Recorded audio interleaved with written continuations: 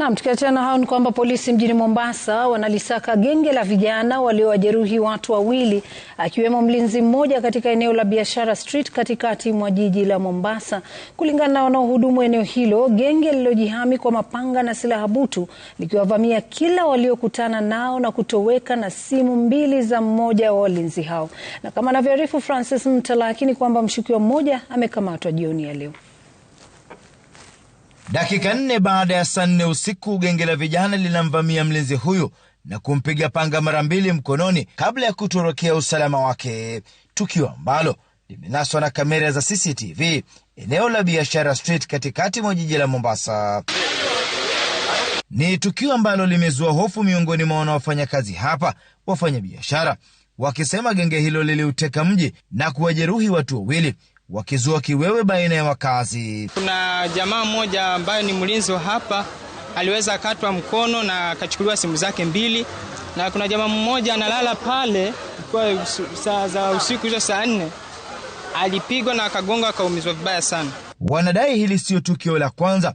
Makachero wa DCI na naibu chifu wa Tononoka wamekuwa hapa kuendeleza uchunguzi, huku ikibainika hadi sasa waliojeruhiwa na kuibiwa mali hawajaandikisha taarifa kwa polisi. Wale vijana tunawajua, hii mitani yetu. So hii video zikienea tayari wao wanaziona, wanakimbia. Kwetu inakuwa kazi ngumu sasa kuanza kuwatrace hawa watu, tujue tutawashika vipi. Unaingia tuktuk, unaona kama ni wenzako, ukifika mbele unakula mapanga. Pochi nini, hasa mama wengi wanapoteza vitu zao kwa hawa vijana wetu.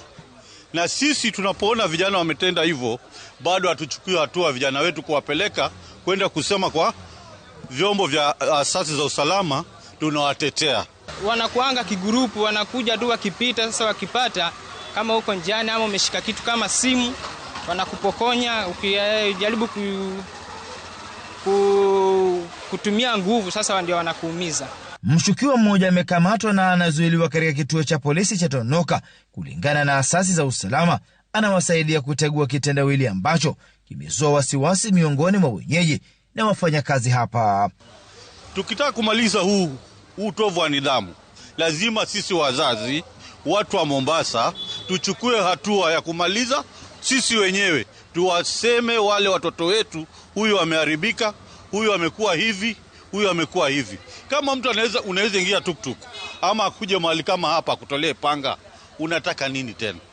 Wakazi wamekariri kwamba hili sio tukio la kwanza, huku maafisa wa polisi wakiendelea na uchunguzi, wakati ambapo changamoto kuu kulingana na maafisa wa polisi ni kupata taarifa kwa bawabu wawili ambao walivamiwa na genge hili. Francis Mtalaki, Ringa Citizen, Mombasa.